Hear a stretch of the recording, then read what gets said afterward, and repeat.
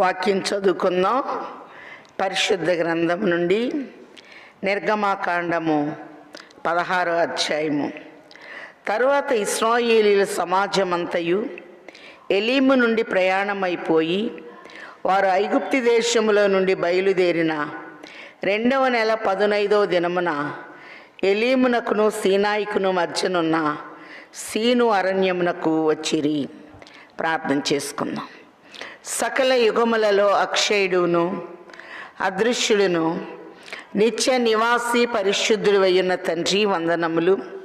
మీ ఏర్పాటును బట్టి, మీ అనాది సంకల్పమును బట్టి నాయన, నీ బాహుబలము చేత నీ ప్రజలైన వారిని మీరు తోడుకొని వచ్చిన తండ్రి, వందనాలు. సీను అరణ్యములో ఉన్నటువంటి ప్రత్యేకత, నీ బిడ్డల యొక్క ఆకలిని తీర్చిన మీరు సంపూర్ణముగా నన్ను మరుగు చేసి మీ వాక్యములో నుండి మిమ్మును మీరు కనపరుచుకొనమని, మీ నామమంతటి కంటే మీ వాక్యమునే గొప్ప చేసి ఉన్న యేసు నామములో బ్రతిమిలాడి వేడుకొనుచున్నాము తండ్రి, ఆమెన్. ప్రభునందు ప్రియమైన వారలారా, ప్రభు నామమున కృపా సమాధానములు తండ్రి ముమ్మరముగా మనకి దయచేయును గాక. మరి నిర్గమాకాండము 12వ అధ్యాయంలో రామసేసు నుంచి ఐగుప్తులో ఉన్న ఫరో ప్యాలెస్లో ఉన్నటువంటి రామసేసు అనేటటువంటి బలమైన స్థలము నుండి సుక్కోతుకు వచ్చారు. సుక్కోతు అనగా దీనత్వము. యాకోబు మొదటిగా పాకలు వేయించిన స్థలము అని చెప్పుకున్నాం. సుక్కోతు నుండి వారు బయలుదేరి యాతాముకు వచ్చారు. యాతాములో అగ్నిస్తంభము, మేఘస్తంభం వచ్చి వారికి పగలంతా మేఘస్తంభము, రాత్రి అగ్నిస్తంభము నడిపించినట్టు చూస్తూ ఉన్నాం.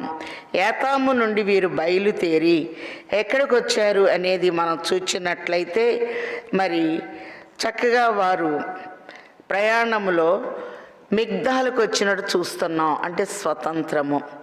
దేవుడు మానవునికి స్వతంత్ర లక్షణం ఇచ్చి ఉన్నారని నిన్నటి దినాన్ని చెప్పుకున్నాం. ఈ స్వాతంత్ర్యము అనేటటువంటి స్థలములో మరి వారు వచ్చినాక సముద్రాన్ని తూర్పు గాలి చేత తొలగించి సముద్రం పాయలైనప్పుడు చక్కటి స్తుతి గీతాన్ని, ఆనంద గీతాన్ని వారు పాడి షూరు అరణ్యానికి వచ్చినట్టు చూస్తున్నాం. షూరు అనే మాటకి కృప. అలాగే అరణ్యములో హాగరు బిడ్డకు దేవుడు షూరు అరణ్యములోనే ఒక వాగ్దానం ఇచ్చినట్లుగా కూడా నిన్నటి దినాన మనం చెప్పుకొని ఉన్నాం. అలాగనే షూరు నుండి మారాకు వచ్చారు. చేదైన అనుభవములో ఒక చెట్టును చూపించినప్పుడు ఆ చెట్టు వేయటం ద్వారా మారా నీరు మధురముగా మార్చబడినట్లుగా చూచాం.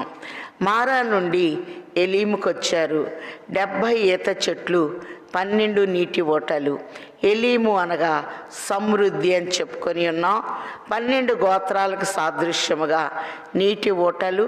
70 మంది యాకోబు కుటుంబీకులు మరి ఐగుప్తుకి వెళ్ళిన దానికి సాదృశ్యముగా 70 ఈత చెట్లను చూచాం.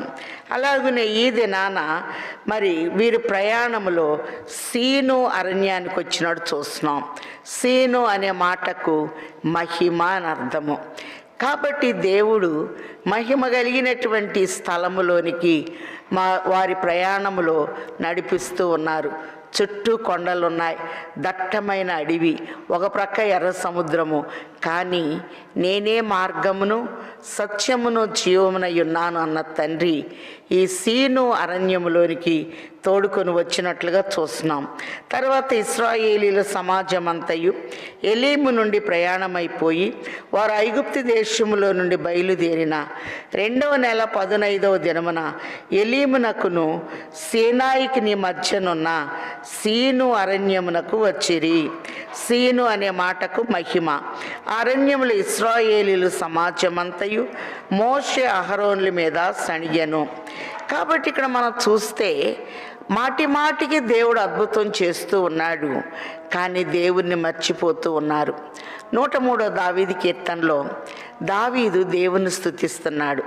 నా ప్రాణమా యెహోవాను సన్నుతించుము, నా అంతరంగములున్న సమస్తం ఆయన పరిశుద్ధ నామమును సన్నిధించుము. నా ప్రాణమా యెహోవాను సన్నిధించుము. ఆయన చేసిన ఉపకారములలో దేనిని మరువకము. ఎన్నో మేళ్ళు తండ్రి కృప వెంబడి కృపనిస్తూ ఉన్నారు. సముద్రము పాయలు చేయటం అనేది సామాన్యమైన విషయమా? అలాగే ఇశ్రాయేలీలకు ముందున్నటువంటి అగ్ని స్తంభము వెనక్కి వెళ్ళి వారిని వీరిని వేరు చేసి ఐగుప్తీయులకి చీకటి, ఇశ్రాయేలీలకి మరి వెలుగు కలుగ చేసినప్పుడు మరి మిరియాము సర్వ సమాజము వీరందరూ మోషే వీళ్ళందరూ కూడా చక్కటి గానము చేసి మరి వారు వచ్చినట్లు మనం చూస్తూ ఉన్నాం.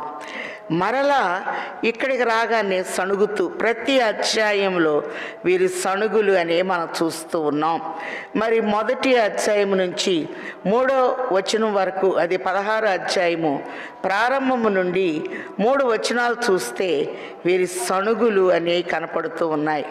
ఇశ్రాయేలీలు మేము మాంసము వండుకొని కొండల యొద్ద కూర్చుండి తృప్తిగా ఆహారము తిన్నప్పుడు యెహోవా చేతి వలన ఏల చావకపోతిమి.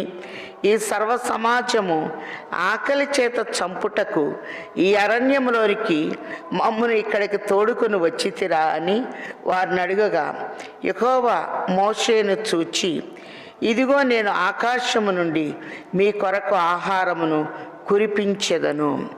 కాబట్టి మనం చూచినట్లయితే వీరు చావుని జ్ఞాపకం చేసుకుంటున్నారు, అలాగనే ఆహారాన్ని జ్ఞాపకం చేసుకుంటూ ఉన్నారు. వీరికన్నీ కూడా క్రింది స్థితిలో ఏ జ్ఞాపకం వస్తూ ఉన్నాయి. ఒకసారి మన సంఖ్యాకాండంలో గమనించినట్లయితే 11వ అధ్యాయంలో మరి సంఖ్యాకాండం 11వ అధ్యాయం చూద్దాం. 4వ వచనంలో వారి మధ్యనున్న మిశ్రిత జనము మాంసాపేక్ష అధికముగా కనపరచగా ఇశ్రాయేలీలు మరలా ఏడ్చి, మాకెవరు మాంసం పెట్టుదురు? ఐగుప్తులు మేము ఉచితముగా తినిన చేపలు, కీరకాయలు, దోసకాయలు, కూరాకులు, ఉల్లిపాయలు, తెల్లగడ్డలు జ్ఞాపకమునకు వచ్చుచున్నవి. ఇప్పుడు మా ప్రాణము సొమ్మసిల్లెను. కాబట్టి ఐగుప్తిలో మరి భూ సంబంధమైనవి వీళ్ళ జ్ఞాపకం వస్తూ ఉన్నాయి. మనం చూస్తే కొలసీ 3లో మీరు క్రీస్తుతో కూడా లేపబడిన వారైతే పైనున్న వాటిని వెతుకుడి, భూ సంబంధమైన వాటి మీద మనస్సు పెట్టుకొనకుడి అని ప్రభు తెలియచేస్తూ ఉన్నారు. చేపలు అనేది క్రింది స్థితిని చూపిస్తూ ఉంది. కీరకాయలు అనేది భూ సంబంధంగా కనపడుతూ ఉంది. దోసకాయలు భూమి మీదే కనపడుతున్నాయి. కూరాకులు భూమి మీదే కనపడుతున్నాయి. ఉల్లిపాయలు భూమి నుంచే కనపడుతున్నాయి. తెల్లగడ్డలు జ్ఞాపకమునకు వచ్చుచున్నవి. కాబట్టి పైనుండి వచ్చేవి వీరికి ఏమీ కనపడతలేదు, కానీ భూ సంబంధమైనవి వీరికి కనపడుతూ ఉన్నట్లుగా మనం చూస్తూ ఉన్నాం. నోవహు కాలంలో వర్షము కురిసినట్టు మనం చూస్తున్నాం. అలాగనే లోతు కాలంలో మరి ఆకాశము నుండి అగ్ని గంధకములు కురిసినట్లుగా మనం చూస్తూ ఉన్నాం. పెంతెకొస్తు పండుగ దినాన మరి 50వ దినాన అందరూ మేడగదిలో ఉన్నప్పుడు ఆత్మ వర్షముగా కురిసినట్లుగా మనం చూస్తూ ఉన్నాం. అలాగనే ఈ ఇశ్రాయేలీల కొరకు ఆకాశము నుండి ప్రభు మన్నాను కురిపిస్తూ ఉన్నారు. ఇక్కడ ఒక మాటను మనం చెప్పుకున్నాం. 2 అన్నదమ్ములు ఉన్నారట. తల్లి మీరు సేవ చెయ్యాలి అంటూ ఉంటే వీళ్ళకి అస్సలు సేవ అంటే ఇష్టం లేదు. తల్లిదండ్రులు పోరు పడలేక బైబిల్ కాలేజీకి వెళ్ళారట అన్నదమ్ములు ఇద్దరు. వెళ్ళిన తర్వాత ముందు మీరు ఒక పరీక్ష రాయాలి, ఈ పరీక్షలో కనుక మీరు సెలెక్ట్ అయితే బైబిల్ ట్రైనింగ్ తీసుకుంటాము అని చెప్పి మరి కొన్ని క్వశ్చన్స్ ఇచ్చి, మొదటి క్వశ్చన్ మన్నాని గురించి మీరు రాయండి, మన్నా ఎక్కడ కురిసింది, మన్నా తిన్నవారు ఎలా ఉన్నారు, మన్నా ఏ రూపంలో ఉందని కొన్ని క్వశ్చన్స్ ఇచ్చారట. వెంటనే మరి వీళ్ళకి బైబిల్ నాలెడ్జ్ లేదు కదా, మరి పక్కనున్న ఒక వ్యక్తిని ఈ 2 అన్నదమ్ముల్లో ఒక అతను అడుగుతున్నా అంట, మన్నను గురించి ఏమి రాయాలంటే మరి అతనికి నాలెడ్జ్ లేదు. అతను చెప్పంట, మీ అన్న బాగా చదివించాడు, పెద్దోళ్ళని చేశాడు, కష్టపడ్డాడు, ఇంటికి పెద్దోడు కాబట్టి మరి మా అన్న నన్ను ఇంత గొప్పోడిని చేశాడని మా అన్నలో ఉన్న క్వాలిటీస్ గొప్పతనం అంతరా అయ్యని చెప్పాడు. పరలోకపు మన్నాను గురించి అడిగితే మా అన్నను గురించి ఏమి రాయాలి అని అతన్ని అడిగినట్టు చూస్తూ ఉన్నాం. అలాగుని బుద్ధి జ్ఞానము సర్వసంపదలు దేవునిలో గుప్తములై ఉన్నవి. యాకోబు పత్రిక 1:5 చూస్తున్నాం కదా, మీలో ఎవరికైనాను జ్ఞానము కొదువుగా ఉన్నదా, దేవుణ్ణి అడగవలెను, అప్పుడు అది అనుగ్రహించబడునని చూస్తూ ఉన్నాం.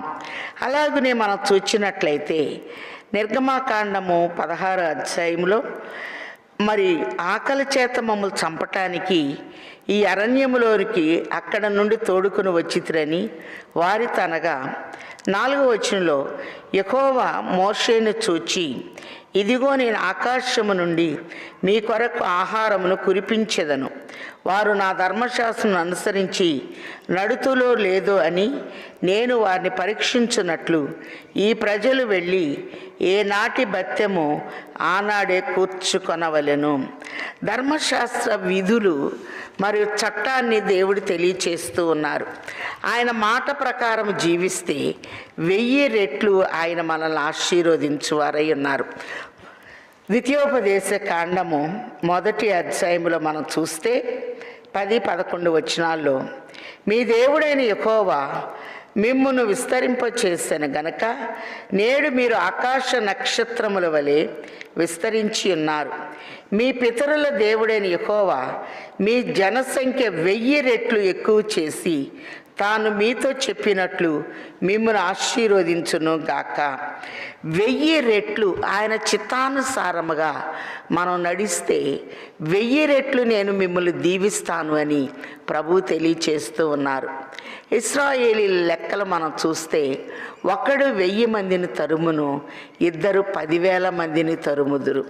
ఇద్దరు కలిస్తే ప్రభువులో 8 రెట్ల శక్తిని దేవుడు వారికి ఇస్తూ ఉన్నట్లుగా మనం చూస్తూ ఉన్నాం. అందుకే ఆయన బిడ్డలు పంపినప్పుడు భూలోకమును తలక్రిందులు చేయువారు వీరేనా అన్నట్లుగా మనం చూస్తూ ఉన్నాం.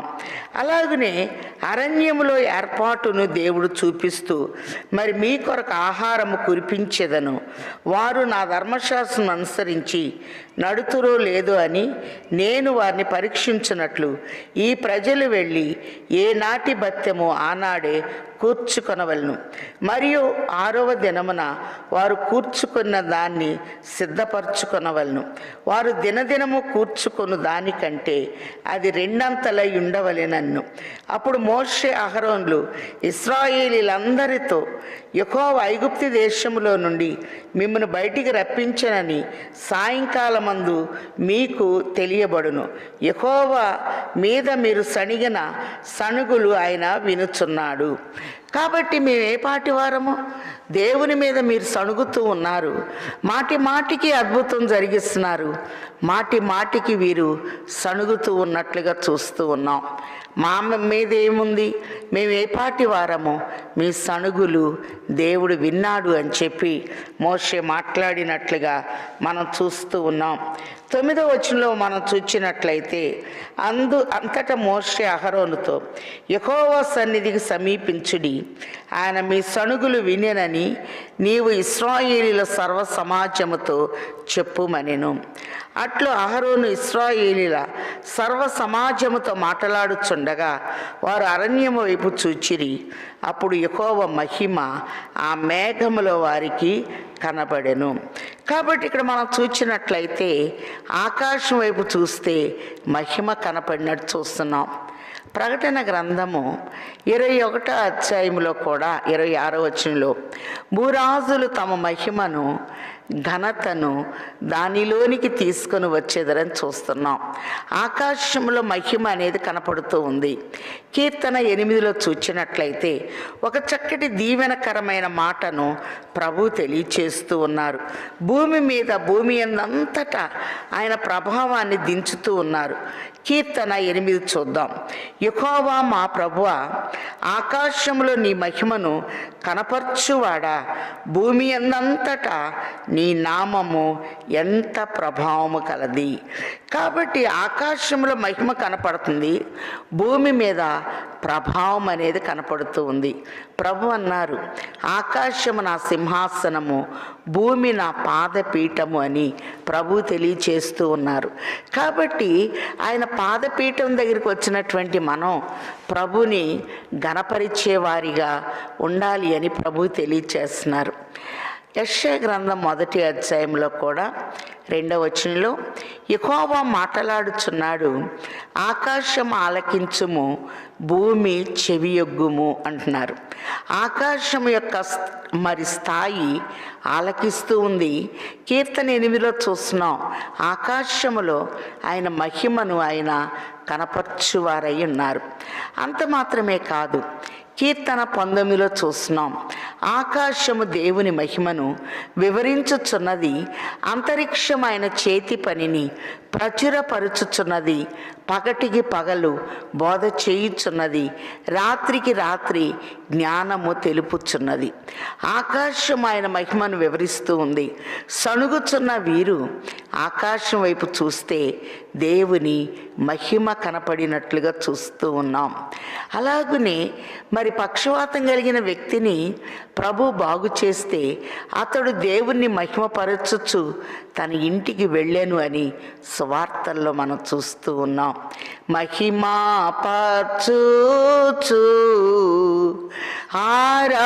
ఆరాధించు చున్నాము నిన్ను, మహిమాతిశయమును మదిదాల చియోనీకు, మహిని మాస్తుతి కృతజ్ఞతానిచ్చు చున్నాము. కలుగును గాక దేవునికి మహిమ, కలుగును గాక. ఆకాశములో మహిమ అనేది సణుగుచున్న వీరికి యెహోవా మహిమ మేఘములో వారికి కనపడెను. మేఘము అనేది వేగాన్ని తెలియచేస్తూ ఉంది. మేఘము అనేది మరి చల్లదనాన్ని తెలియచేస్తూ ఉంది. మేఘాన్నే ఒక స్తంభముగా వారి ప్రయాణంలో ప్రభు ఉంచినట్లుగా మనం చూస్తూ ఉన్నాం. 11వ వచనం, అప్పుడు యెహోవా మోషేతో ఇట్లెను, నేను ఇశ్రాయేలీయుల సణుగులు వింటిని. నీవు సాయంకాలమున మీరు మాంసము తిందురు, ఉదయమున ఆహారము చేత తృప్తి పొందుదురు. అప్పుడు మీ దేవుడైన యెహోవా నేనే అని మీరు తెలుసుకొందురని వారితో చెప్పుమన్ను. కాగా సాయంకాలమున పూరేడులు వచ్చి వారి పాలెమును కప్పెను. ఉదయమున మంచు వారి పాలెము చుట్టూ పడి ఉండెను. పడిన ఆ మంచు ఎగిరిపోయిన తరువాత నూగు మంచు వలె సన్నని కణములు అరణ్యపు భూమి మీద పడెను. ఇశ్రాయేలీయులు దాన్ని చూచినప్పుడు అది ఏమైనది తెలియక ఇది ఏమి అని ఒకరితో ఒకరు చెప్పుకొనిరి. ఇక్కడ మనం చూస్తే మంచుతో భద్రం చేసి మన్నాని కురిపించారు ప్రభు. మనం భోజనం చేసేటప్పుడు పళ్ళాలు కడుక్కుంటాం, అలాగే ఇస్తరాకు అయితే నీళ్లు చల్లుకుంటాం. సృష్టికర్త అయిన తండ్రి ఆ యొక్క వీరు దిగిన స్థలమంతా మంచుతో శుద్ధి చేసి మన్నాను కురిపించినట్లుగా చూస్తూ ఉన్నాం. అందుకే ఇక్కడ మనం గమనించినట్లయితే పరలోకము నుండి ఆహారాన్ని దేవుడిచ్చినట్లుగా చూస్తూ ఉన్నాం. వీరి తెలియక ఇశ్రాయేలీయులు దాన్ని చూచినప్పుడు అది ఏమైనది తెలియక ఇదేమని ఒకరితో ఒకరు చెప్పుకొనుచుండిరి. మోషే, ఇది తినుటకు యెహోవా మీకు ఇచ్చిన ఆహారము. యెహోవా ఆజ్ఞాపించినదేమనగా ప్రతివాడు తన వారి భోజనమునకు ప్రతివాడు తన కుటుంబములోని తలకు ఒక్కొక్క ఓమేరు చొప్పున చొప్పున దాన్ని కూర్చుకొనవలెను. ఒక్కొక్కడు తన గుడారంలోనున్న వారి కొరకు కూర్చుకొనవలెను. ఇశ్రాయేలీయులు అట్లు చేయగా కొందరు హెచ్చుగాను కొందరు తక్కువగాను కూర్చుకొనిరి. కాబట్టి ఇక్కడ చూస్తే పరలోకములో నుండి దేవుడు వీరికి ఆహారం ఇస్తూ ఉన్నట్లుగా మనం చూస్తూ ఉన్నాం. సంఖ్యాకాండము 11వ అధ్యాయంలో మనం చూస్తే మరి మన్నా యొక్క రూపాన్ని ప్రభు తెలియచేస్తూ ఉన్నారు. 6వ వచనంలో, ఈ మన్నా కాక మా కన్నుల ఎదుట మరి ఏమీ లేదని చెప్పుకొనిరి. ఈ మన్నా కొత్తిమీర గింజ వలె ఉండెను. ఇక్కడ మనం చూస్తే మన్నా యొక్క రూపాన్ని మరి నిర్గమాకాండం 16లో చెప్తూ ఉన్నారు. ఇక్కడ మరి సంఖ్యాకాండం 11లో కూడా మన్నా కొత్తిమీర గింజ వలె ఉండెను, చూపునకది బోళము వలె ఉండెను. జనులు తిరుగుచూ దాన్ని కూర్చుకొని తిరగట విసిరి లేక రోట దంచి పెనం మీద కాల్చి రొట్టెలు చేసిరి. దాని రుచి క్రొత్త నూనె రుచి వలె ఉండెను. రాత్రి యందు మంచు పాళ్ళెం మీద కురిసినప్పుడు ఈ మన్న దాని వెంటనే పడెను అనే మాటల్ని ఇక్కడ మనం చూస్తూ ఉన్నాం. అలాగనే మన్నాలో ఉన్నటువంటి 7 రూపాలని ప్రభు మనకు అక్కడ బయలుపరచువారై ఉన్నారు. ఒకసారి ఇక్కడ మనం గమనించినట్లయితే ఈ మన్నాని తిరుగుతూ కూర్చుకోవాలి. ప్రభు చెప్పారు, మీరు నా తట్టు తిరిగిన ఎడలా నేను మీ తట్టు తిరుగుదును. ప్రొద్దు తిరుగుడు పువ్వు ఉంటే సూర్యుడు ఎటు తిరుగుతూ ఉంటే ఈ ప్రొద్దు తిరుగుడు పువ్వు అటే తిరుగుతూ ఉంటుంది. కాబట్టి ఎక్కువ తక్కువ అనేది కూడా ప్రభు ఇక్కడ తెలియచేస్తూ, మరి ఎక్కువ కూర్చుకునే వానికి ఎక్కువ మిగలేదు, తక్కువ కూర్చుకున్న వానికి తక్కువ కాలేదు. వారు తమ తమ ఇంటి వారి భోజనమునకు సరిగా కూర్చుకొని ఉండిరి. మరియు మోషే దీనిలో ఏమీ ఉదయం వరకు ఎవరునూ మిగిల్చుకొనకూడదని వారితో చెప్పాను. అయితే వారు మోషే మాట వినక కొందరు ఉదయం వరకు దానిలో కొంచెము మిగిల్చుకొనగా అది పురుగుబట్టి కంపు కొట్టెను. మోషే వారి మీద కోపపడగా వారు అనుదినము ఉదయమున ఒక్కొక్కడు తన ఇంటి వారి భోజనము తగినట్లుగా కూర్చుకొనిరి. ఎండ వేడిమికి అది కరిగెను. 6వ దినమున వారు ఒక్కొక్కనికి 2 ఓమేర్ల చొప్పున 2 ఆహారము కూర్చుకున్నప్పుడు సమాజం యొక్క అధికారులందరూ వచ్చి అది మోషేకి తెలియచేసిరి. అందుకు అతడు, యెహోవా చెప్పిన మాట ఇది, రేపు విశ్రాంతి దినము, అది యెహోవాకు పరిశుద్ధమైన విశ్రాంతి దినము.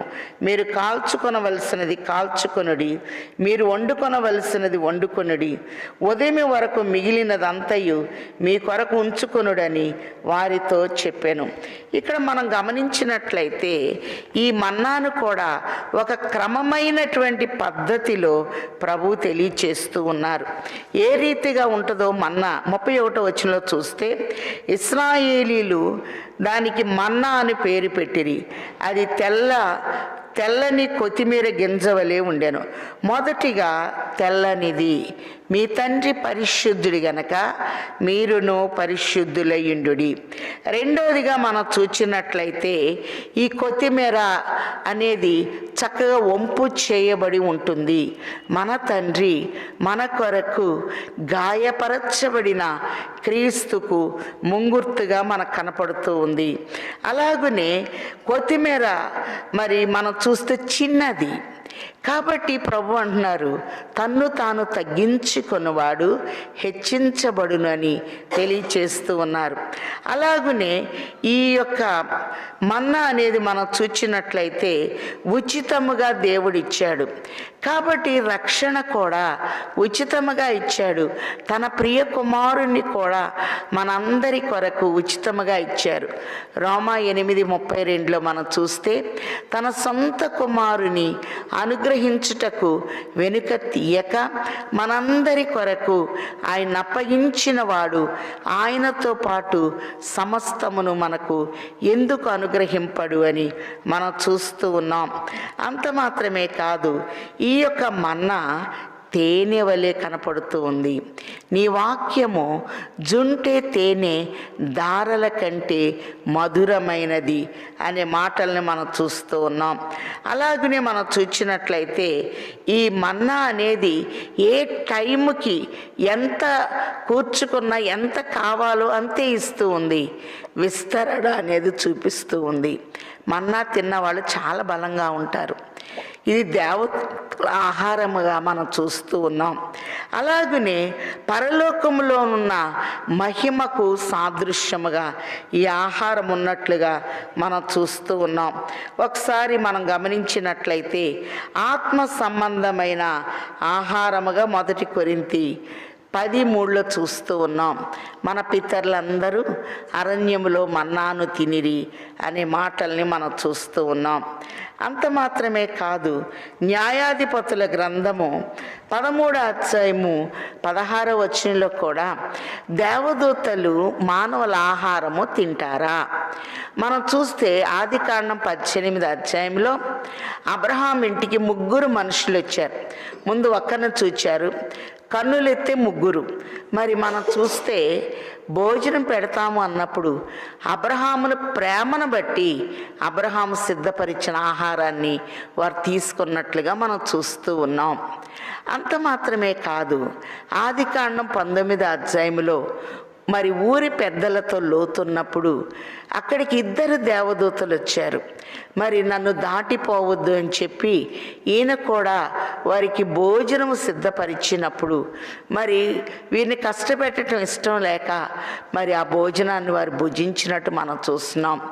సంసోన్ విషయంలో కూడా మనోహ మరి న్యాయాధిపతుల గ్రంథము 13వ అధ్యాయం 16వ వచనంలో మరి భోజనాన్ని ఏర్పాటు చేసినప్పుడు దూత దహించినట్లు మనం చూస్తూ ఉన్నాం.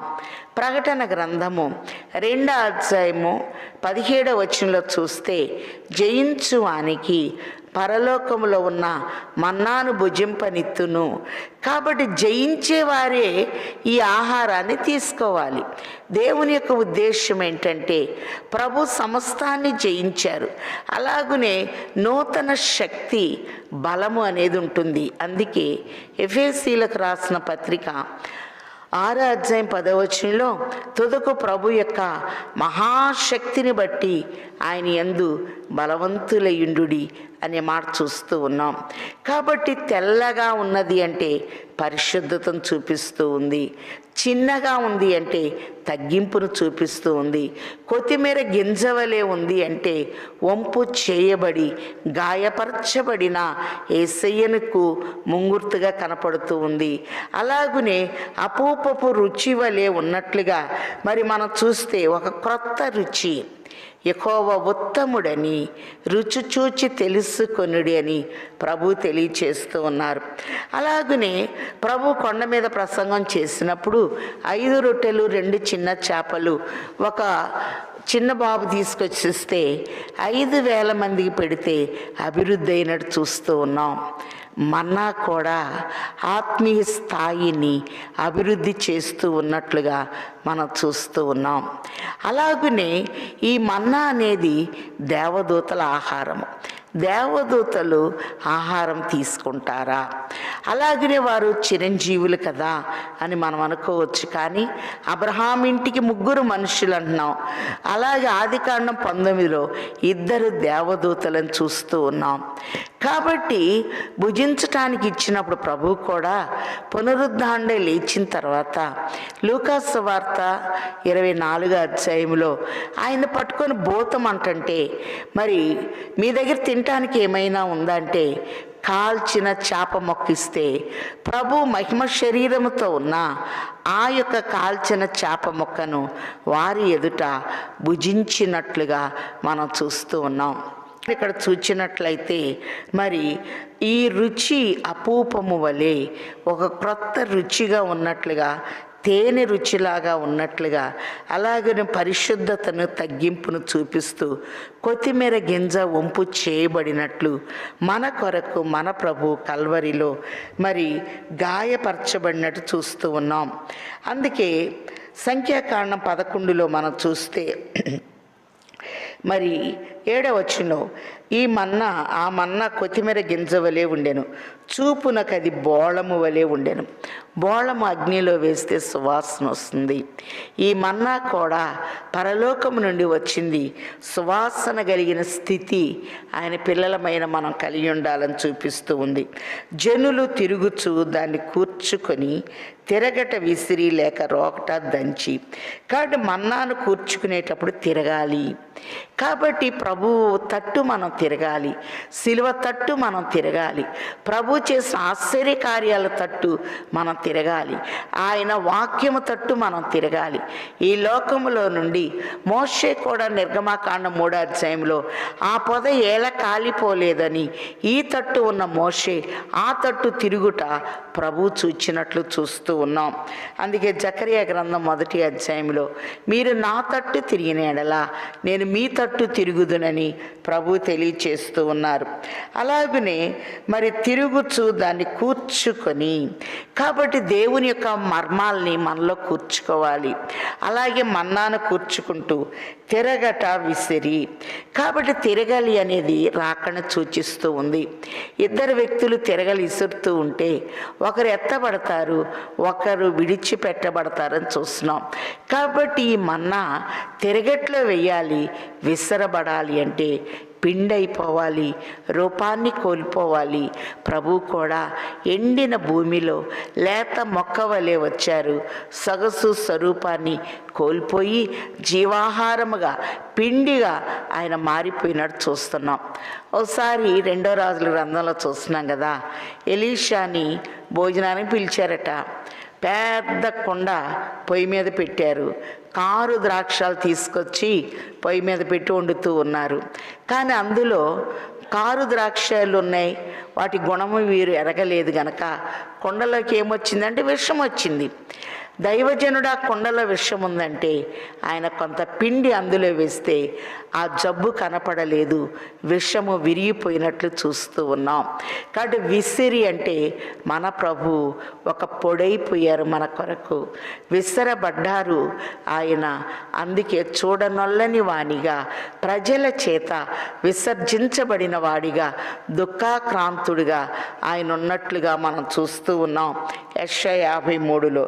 అలాగనే మనం చూచినట్లయితే తిరగట విసిరి లేక రోట దంచి పెనం మీద కాల్చి, ఒకటి తిరగలి అనేది చూస్తున్నాం, 2 దంచబడాలి.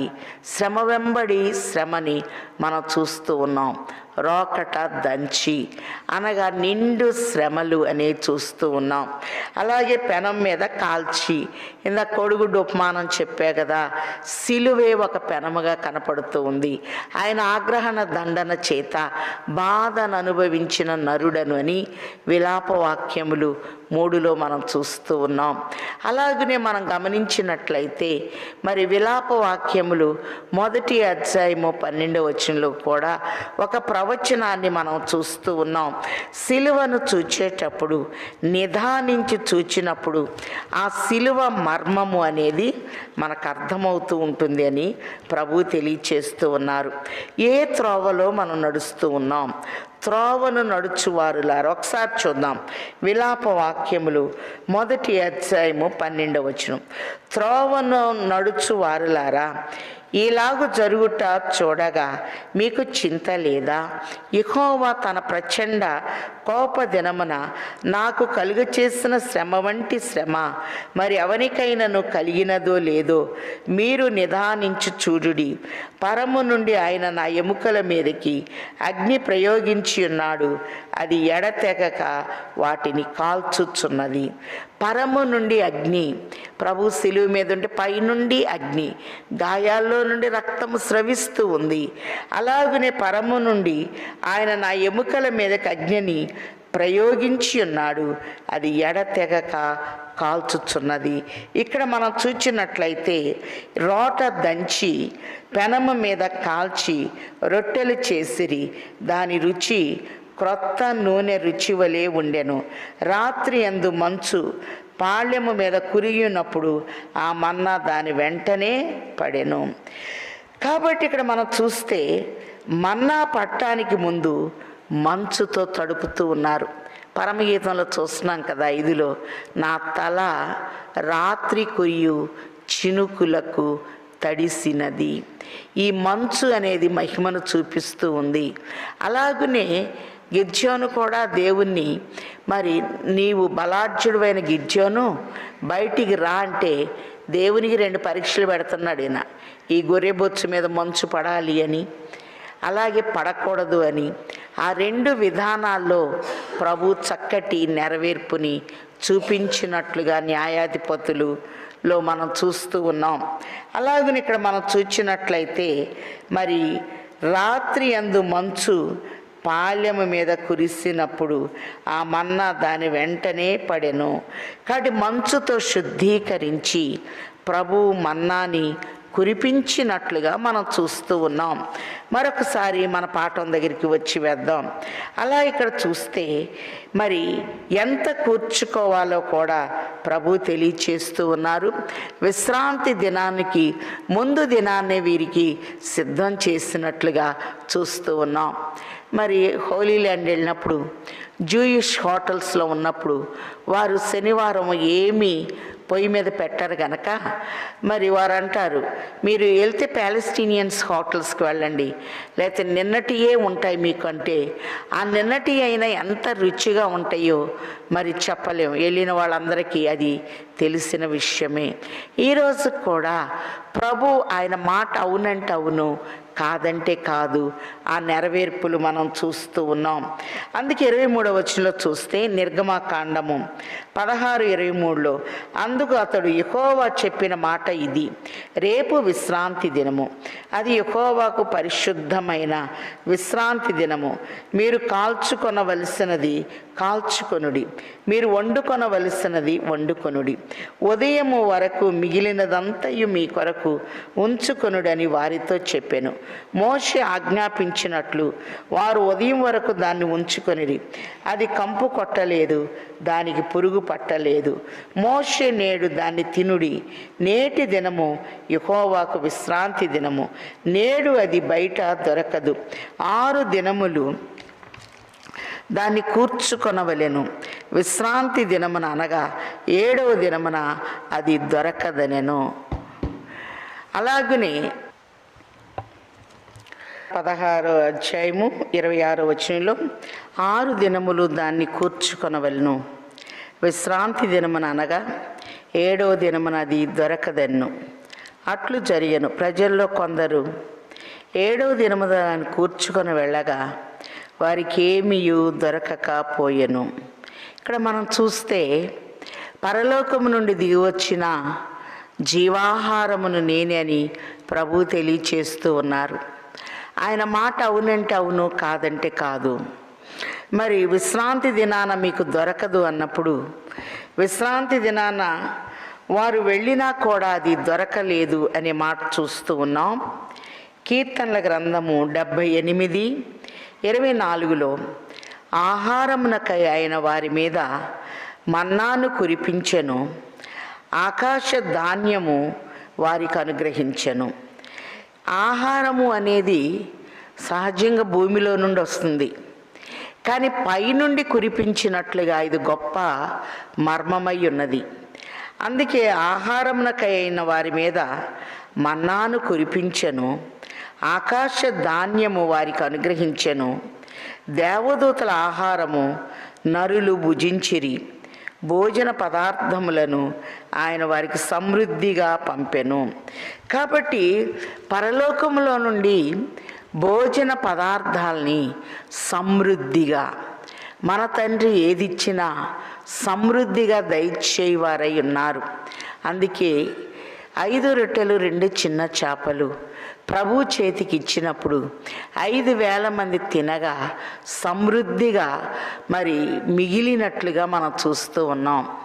మనం గుప్పెళ్లతో ఇస్తే దోసెళ్లతో ప్రభు ఇస్తారు. మనం దోసెళ్లతో ప్రభువుకి ఇస్తే గంపలతో తీసుకెళ్ళేటటువంటి సమృద్ధి అయిన ఆశీర్వాదాన్ని తండ్రి ముమ్మరముగా మనకి దయచేయవారై ఉన్నారు. కాబట్టి 7వ దినమున వారు కూర్చుకొని వెళ్ళగా వారికి ఏమీ దొరకకపోయెను. యెషయా 55లో చూస్తున్నాం, ఆయన సమీపముగా ఉండగానే ఆయన్ని వేడుకొనుడి అనే మాటలను చూస్తూ ఉన్నాం. అలాగని ఇక్కడ మనం చూస్తే అందుకు యెహోవా మోషేతో ఇట్లెను, మీరు ఎన్నాళ్ళ వరకు నా ఆజ్ఞలను నా ధర్మశాస్త్రమును అనుసరింపనొల్లక యుందురు? చూడుడి, నిశ్చయముగా యెహోవా ఈ విశ్రాంతి దినమును ఆచరించుటకు సెలవిచ్చెను గనక 6వ దినమున 2 దినముల ఆహారము మీకు అనుగ్రహించుచున్నాడు. ప్రతివాడును తన తన చోట నిలిచి ఉండవలెను. 7వ దినమున ఎవడును తన చోట నుండి బయలు వెళ్ళకూడదన్ను.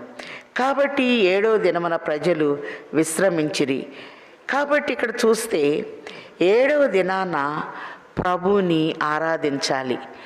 ఆదికాండం 1వ అధ్యాయంలో కూడా 6 దినాలు మీ కొరకు 7వ దినాన్ని ప్రభు పరిశుద్ధపరిచి దేవునికి విశ్రాంతి దినముగా ఇచ్చినట్టు చూస్తున్నాం. నిర్గమకాండం 20వ అధ్యాయంలో కూడా ఆయన విశ్రాంతి దినమును పరిశుద్ధముగా ఆచరించుట జ్ఞాపకముంచుకొనుమని ప్రభు తెలియచేస్తూ ఉన్నారు.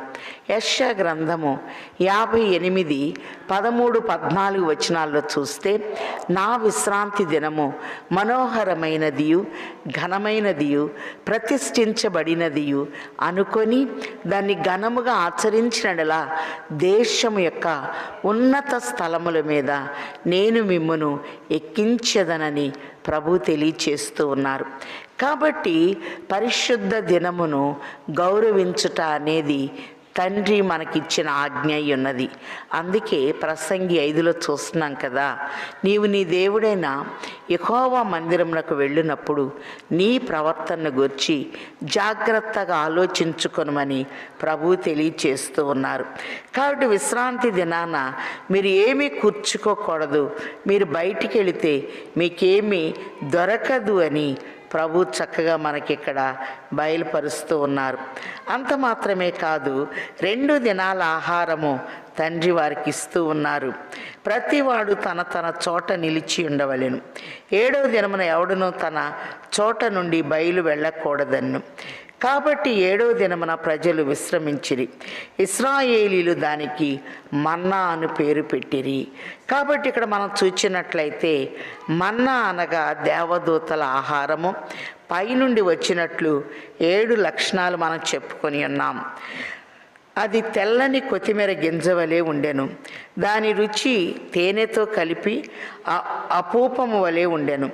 మరియు మోషే యెహోవా ఆజ్ఞాపించినదేమనగా, నేను ఐగుప్తు దేశము నుండి మిమ్మల్ని బయటికి రప్పించినప్పుడు అరణ్యములో తినుటకు నేను మీకు ఇచ్చిన ఆహారము మీ వంశస్థులు చూచున్నట్లు వారు తమ యొద్ద ఉంచుకొనుటకు దానితో ఒక ఓమేరు పట్టు పాత్రను నింపుడనెను. యోహాను సువార్త 6:27లో కూడా, క్షయమైన ఆహారము కొరకు కష్టపడకుడి, అక్షయమైన ఆహారము కొరకే కష్టపడి అది మనుష్య కుమారుడు మీకు ఇచ్చును అని ప్రభువు తెలియచేస్తూ ఉన్నారు. అలా ఇక్కడ మనం చూచినట్లయితే మన్నాని వాగ్దాన దేశంలోకి వెళ్ళేటప్పుడు భద్రంగా తీసుకొని వెళ్ళమని ప్రభు తెలియచేస్తున్నారు. ఎందుకంటే యెహోషువ గ్రంథము 5వ అధ్యాయంలో మనం చూచినట్లయితే యెహోషువ గ్రంథము ఒకప్పుడు ఈ మన్నాని దేవదూతల ఆహారాన్ని దేవుడిస్తే నిర్లక్ష్యం చేశారు. కానీ ఇక్కడ మనం చూచినట్లయితే ఇక మీకు ఈ ఆహారం దొరకదు గనక భద్రం చేయండి అని ప్రభువు తెలియచేస్తూ ఉన్నారు. యెహోషువ గ్రంథము 5వ అధ్యాయము 10, 11 వచనాలు చూస్తే, ఇశ్రాయేలీలు గిల్గాల్లో దిగి ఆ నెల 14వ తేదీని సాయంకాలమున యెరికో మైదానంలో పస్కా పండుగను ఆచరించిరి. ఐగుప్తులు ఆచరించారు, అలాగనే ఇక్కడ కూడా వారు ఆచరించినట్టు మనం చూస్తున్నాం. పస్కా పోయిన మరునాడు వారు ఆ దేశ పంటను తినిరి. ఆ దినమందే వారు పొంగకయు వేచబడి ఉన్న భక్ష్యములను తినిరి. మరునాడు వారు ఈ దేశ పంటను తినుచుండగా మన్నా మానిపోయెను. అటు తర్వాత ఇశ్రాయేలీయులకు మన్నా దొరకకపోయెను. ఆ సంవత్సరం వారు కనాను దేశపు పంటను తినిరి. మన్నాను ఒకప్పుడు నిర్లక్ష్యంగా చూచారు. మా కళ్ళ ముందు ఈ మన్నా తప్పితే మరొకటి లేదు అన్నారు. ఇక మన్నా దొరకలేదు అనే మాటను మనం యెహోషువ గ్రంథంలో చూస్తూ ఉన్నాం. మరి చివరిగా మనం గమనించినట్లయితే మన్నా మానిపోయినట్లుగా చూస్తూ ఉన్నాం. ఇక మన్నా దొరకదు గనక ప్రభు చెప్తూ ఉన్నారు నిర్గమాకాండం 16 అధ్యాయంలో 33వ వచనంలో, ఈ మన్నాని ఒక పాత్రలో భద్రం చేయండి. వాగ్దాన దేశంలోకి మీరు వెళ్ళినాక మన్నా ఎలా ఉంటుంది అని మిమ్మల్ని అడిగితే ఇది మందసములో ఉంచి మీరు చూపించండి అని ప్రభు చెప్తూ ఒక ఓమేరు పట్టు పాత్రను నింపుడెన్ను. కాబట్టి మోషే అహరోనుతో, నీవు ఒక గిన్నెను తీసుకొని దానిలో ఒక ఓమేరు మన్నాను పోసి మీ వంశస్థులు తమ యొద్ద ఉంచుకొనుటకు యెహోవా సన్నిధిలో దాన్ని ఉంచుమన్ను. యెహోవా మోషేకు ఆజ్ఞాపించినట్లు ఉంచబడుటకు సాక్ష్యపు మందసం ఎదుట అహరోను దాన్ని పెట్టెను. ఇశ్రాయేలీయులు నివసింపవలసిన దేశమునకు తాము వచ్చు 40 ఏండ్లు మన్నానే తినుచుండిరి. వారు కనాను దేశపు పొలిమెరలు చేరు వరకు మన్నాను తినిరి. ఓమేరు అనగా ఏపాలో 10వ భాగము అనే మాటని మనం చూస్తూ ఉన్నాం. ఏపా అనగా ఇంచుమించు 2 సేరులన్నర అని ఇక్కడే అర్థం ఇవ్వబడింది. కాబట్టి వాగ్దాన దేశం వచ్చేంతవరకు కూడా పస్కా పండుగ వారు వాగ్దాన దేశములో జరిగించేంతవరకు మన్నా వారి కన్నుల ఎదుట ఉన్నట్టు చూస్తూ ఉన్నాం. కాబట్టి మన్నా స్థానంలో మన ప్రభు కనపడుతూ ఉన్నారు. పస్కా స్థానంలో క్రొత్త నిబంధన అనేది ప్రభు చేసి తన శరీర రక్తాలను మనకిచ్చి ఎవరు అయోగ్యముగా ఈ బల్లను సమీపించకూడదు, నా బల్ల యొద్దకు వచ్చినప్పుడు నన్ను జ్ఞాపకము చేసుకొనుడని ప్రభు తెలియచేస్తూ ఉన్నారు.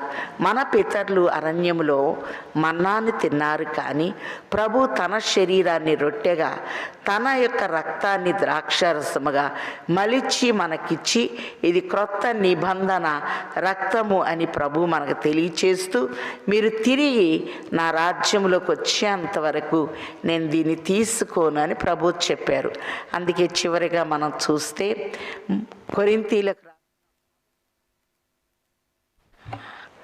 కొరింథీలకు రాసిన మొదటి పత్రిక 11వ అధ్యాయము 26వ వచనంలో, ఈ రొట్టెను తిని ఈ పాత్రలోని త్రాగువాడు ప్రభు వచ్చు వరకు ఆయన మరణమును ప్రచురించుదురు. ఎవడు అయోగ్యముగా దీన్ని తినునో వాడు తనకు తానే జవాబు చెప్పుకోవాలి గనక మరి మీలో చాలామంది బలహీనలు అవుతారు, చాలామందికి అకాల మరణాలు వస్తాయి. ప్రతి ఒక్కరూ తన్ను తాను పరీక్షించుకొని బల్లను సమీపించవలెనని ప్రభు తెలియచేస్తూ ఉన్నారు గనక మరి జీవాహారమై ఉన్న ప్రభువుని, జీవపురొట్టె ఉన్న ప్రభువుని మనందరి కొరకు ఆయన పిండైపోయారు, ఆయన కాల్చబడ్డాడు కనుక అట్టి ఆయన శరీరాన్ని మనలోనికి ఇస్తూ ఉన్నారు గనక ఇది పరిశుద్ధ సమభక్తముగా మనం తీసుకుంటూ ఉంటాం. ఆ స్థితి ఊర్ధ్వలోకములోనికి అలాగే పరలోకములోనికి మనం తీసుకువెళుతుంది. ఈ శరీర రక్తాలు ఆయన రాజ్యాన్ని స్వతంత్రించుకోలేవు గనక అట్టి ఉన్నతమైన స్థితి ఆయన శరీర రక్తముల ద్వారా తండ్రి మనకిస్తున్నారు, మన్నా ద్వారా ఇశ్రాయేలీయులకు ఇచ్చారు. వారి నిర్లక్ష్యాన్ని బట్టి అరణ్యములో హతులైనట్టు చూస్తూ ఉన్నాం. కాబట్టి ప్రభు ఇచ్చిన జీవాహారాన్ని తీసుకుంటూ మహిమ నుండి అధిక మహిమకు వెళ్ళగలిగిన స్థాయిని తండ్రి మనందరికీ దయచేయును గాక. ఆమెన్. ప్రధాన బోధకుడు అయ్యున్న తండ్రి, మీ మాటలు వెండి అంత పవిత్రములు, నీ మాటలు నాకు దొరకగా వాటిని భుజించి తిని అని దేవదూతలుకి మానవుల ఆహారం ఇచ్చినప్పుడు మానవుల్ని గౌరవించటానికి వారు తీసుకున్నారు. అలాగున్నే నాయన దేవదూతలు తీసుకునే మన్నాని ఆహారాన్ని నరులకు బహుమానం ఇచ్చిన తండ్రి వందనాలు. ఈ యొక్క మన్నా జై జీవితాన్ని ఇస్తుంది గనక జయించువాడు మరుగై ఉన్న మన్నాని భుజించును అని తెలియచేసిన తండ్రి వందనాలు. మన్నాలో ఉన్న 7 మర్మములు మేము చూచి ఉన్నాము గనక జీవాహారమై ఉన్న మీరు మన్నాను అరణ్యములో కురిపించిన మీరే పరలోకము నుంచి దిగివచ్చిన జీవాహారముగా మిమ్మును మీరు కనపరుచుకున్న తండ్రి వందించుచున్నాము. అలాగునే నాయన ఈ యొక్క దినాల్లో నిన్ను కలిగి నిన్ను భుజిస్తూ నీవిచ్చిన జీవాహారమును నాయన మేము భుజిస్తూ మహిమ నుండి అధిక మహిమకు వెళ్ళగలిగిన స్థితిని నీ వాక్యము ద్వారా మాకు అందించి వేయమని, నీ వాక్యమే నన్ను బ్రతికించి ఉన్నది, నా బాధలు ఇదే నెమ్మది కలుగ చేయుచున్నదని దావీదంటే నీ వాక్యము నాకు దొరకగా దానిని నేను భుజించితనని ఇర్మియా అంటున్నాడు. అట్టి స్థితిలో మమ్మల్ని అందరినీ మలిచి వేయమని మహా ఉపాధ్యాయుడు గొప్ప నాయకుడు మా కొరకు కల్వరిలో ప్రాణం పెట్టిన యేసు నామములో బ్రతిమిలాడి వేడుకొనుచున్నాము తండ్రి, ఆమెన్. అదృశ్యుడైన తండ్రి యొక్కయు అద్వితీయుడైన కుమారుని యొక్కయు అంతరంగ నివాసి అయ్యున్న పరిశుద్ధాత్మ తండ్రి సంపూర్ణ సహకారము ఆయన బిడ్డలమైన మనకు నిరంతరము తోడయుండి మహిమ నుండి అధిక మహిమకు తండ్రి మనల్ని నడిపించి వేయును గాక, ఆమెన్. అందరికీ మరణాత.